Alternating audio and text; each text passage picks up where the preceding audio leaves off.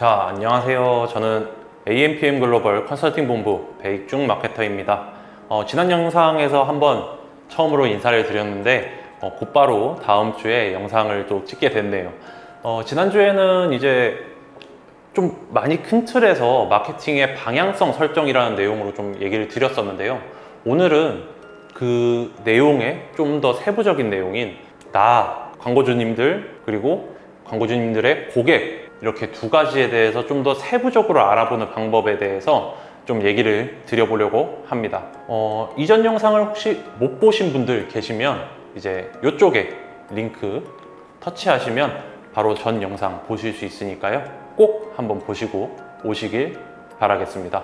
일단 오늘 주제는 지피지기면 100점 100승이다 입니다. 요거 모르시는 분들은 아마 없을 거라고 생각은 하지만 약간 설명을 드리면, 적을 알고 나를 알면 100번 싸워서 100번 이길 수 있다 라는 내용이죠. 뭐 약간 요 뒤에 뭐 나만 알면 100번 싸워서 50번 이겨, 너도 모르고 나도 모르면 100번 싸워서 한 번도 이기기 힘들어 라는 내용들이 좀 손자 내용에만 좀 담겨져 있는데 여러분들은 좀 잘 모르실 것 같아요. 근데 어쨌든 그만큼 이제 손자에서 알려주신 핵심은 나와 그리고 적을 알아야 싸움에 대한 전략을 세우고 전략을 구상하고 실행할 수 있다라는 내용을 핵심적으로 담고 있는 것입니다. 그래서 오늘 지피지기면 100점 100승, 나는 이제 광고주님들 그리고 고객은 적, 이렇게 대입을 해서 한번 얘기를 드려볼 거예요. 일단 나에 대해서 좀 먼저 알아보죠. 광고주님들에 대해서 조금 알아볼 텐데, 보통 경쟁사 분석을 통해서 내 서비스나 제품이 경쟁사에 대비해서 어떤 것들이 장점인지 어떤 것들이 단점인지를 좀 많이 보시잖아요. 대략적으로 뭐 이런 식이죠.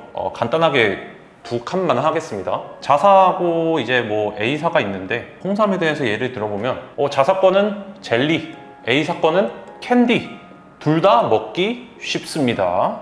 근데 건강에 좋냐 안 좋냐, 그것을 따지는 것은 홍삼의 함유량. 홍삼의 함유량이 우리는 80%, 캔디는 에게 2%.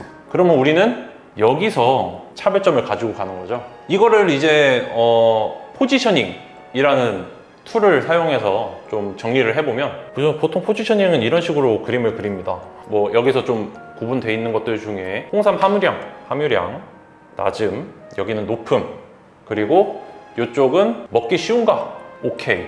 여기는 먹기 쉬운 쪽, 먹기 안 좋은 쪽, 이렇게 그려서 A사는 보니까 캔디고 먹기 쉽고 홍삼 함유량이 낮아요.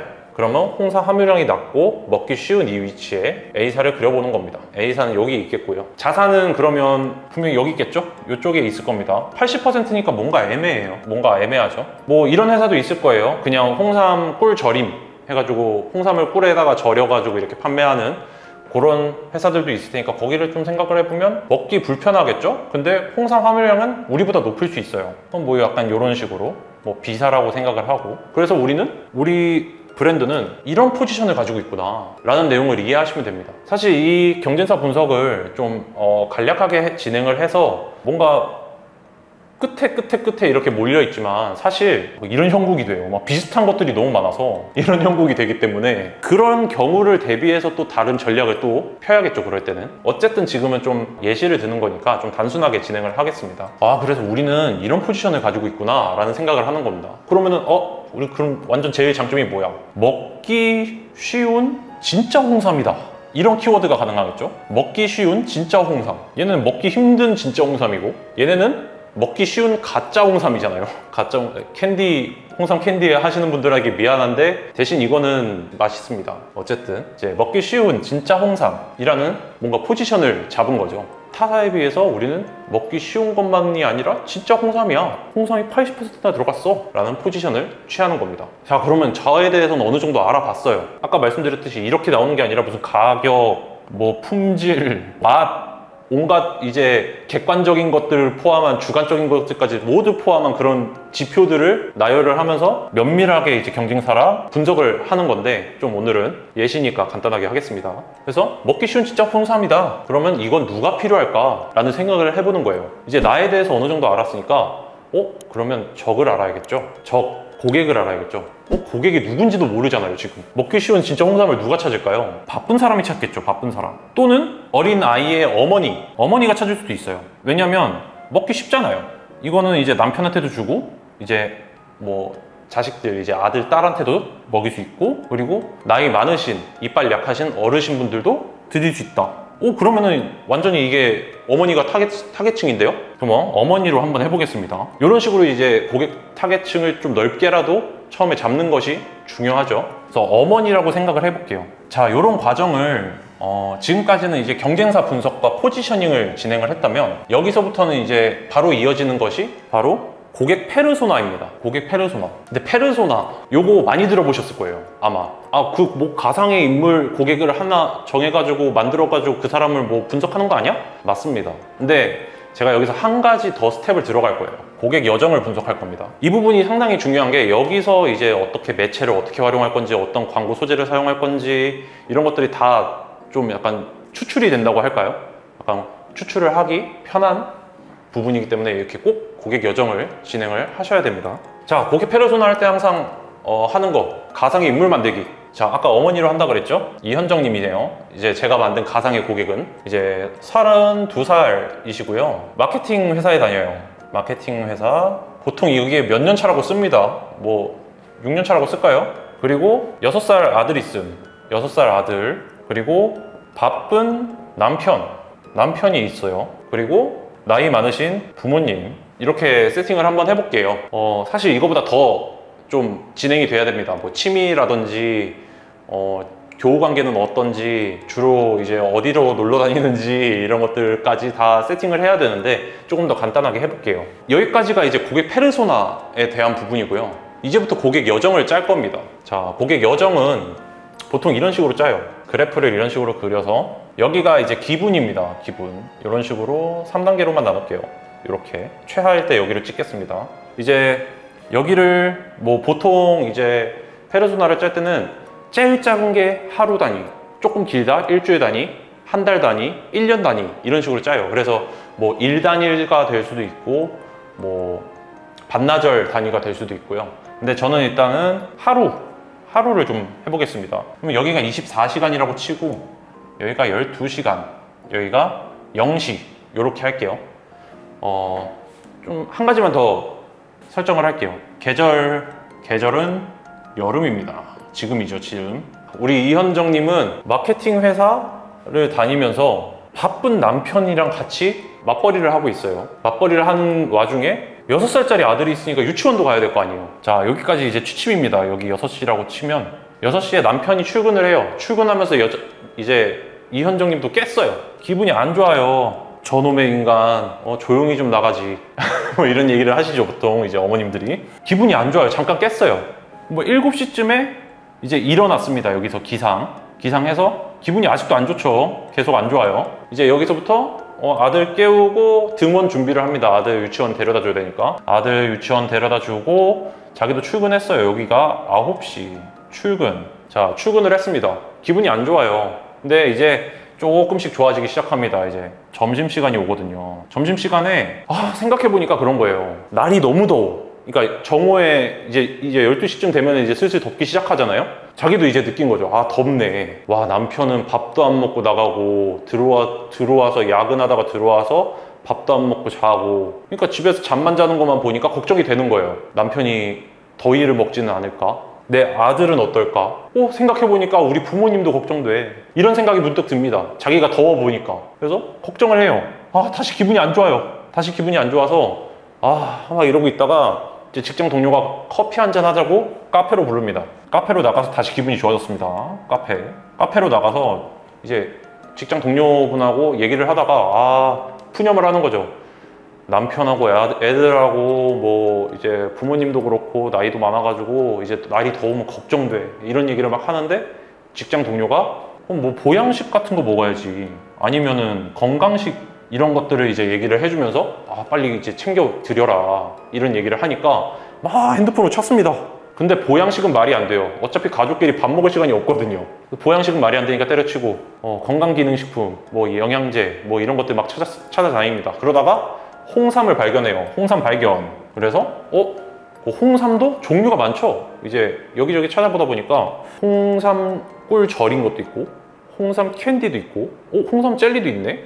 근데 다 비교해 보니까 내 상황이랑 가장 잘 맞는 건 홍삼 젤리야. 왜냐? 남편이고 아들이고 나하고 모두 바빠가지고 제대로 뭔가를 못 챙겨 먹는데 그럴 때 간편하게 먹을 수 있는 것은 캔디 아니면 젤리잖아요. 근데 캔디는 아까 말씀드렸듯이 함유량이 적어. 건강에 그렇게 도움이 되지 않아. 그런 느낌이 안 들어. 그러면 당연히 홍삼 젤리를 선택을 하겠죠. 그래서 홍삼 젤리를 구입을 합니다. 이때 좀 약간 안심이 들면서 기분이 좀 약간 안정이 돼요. 기분이 안정이 되다가 이제 조금 시간이 지났습니다. 여기 요럴 때는 이렇게 표현을 하던데 한 이틀 지나가지고 택배가 왔어요. 그래서 남편도 먹여보고 아들도 먹여보고 그리고 부모님한테도 잘 택배가 갔는지 확인하고 잘 드시는지 확인합니다. 잘 드시니까 그때서야 기분이 좋아지는 거죠. 그러면 기분이 좋아졌다, 그것은 내년에 또 구매해야겠다 라는 생각을 하실 수 있다는 겁니다. 이런 전반적인 내용을 한번 그려봤어요, 가상으로. 이거 왜 그려요? 이거 뭐요?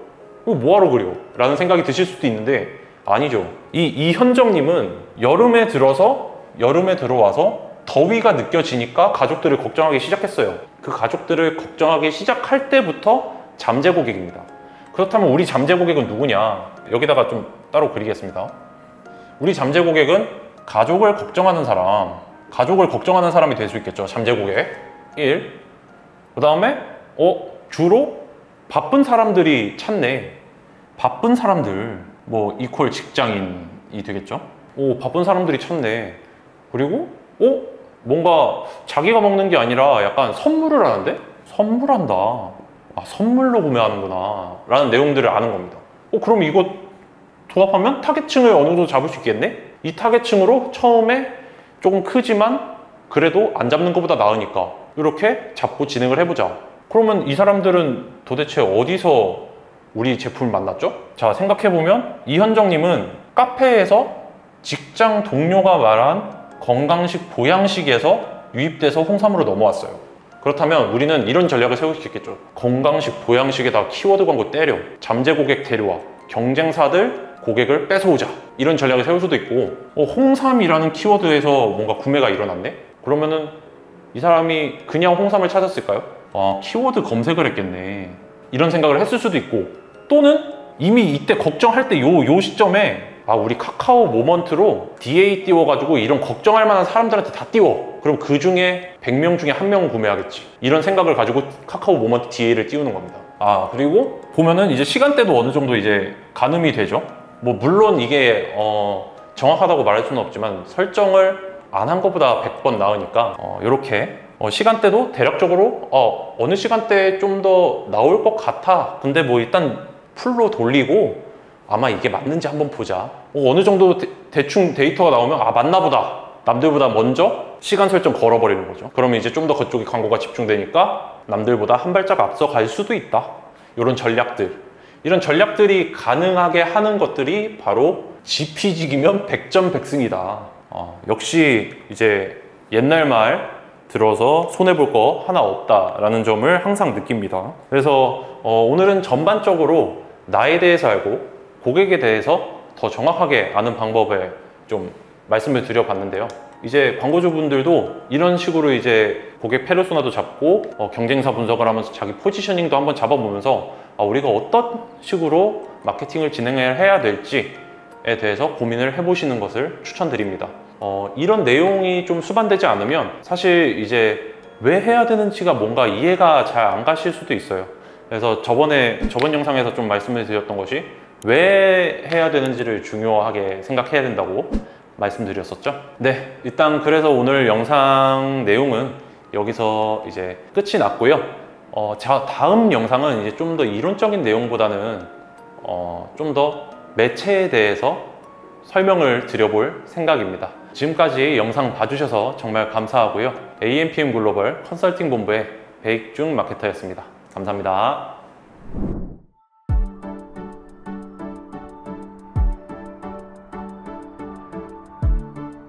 구독과 좋아요는 컨텐츠 제작에 힘이 됩니다.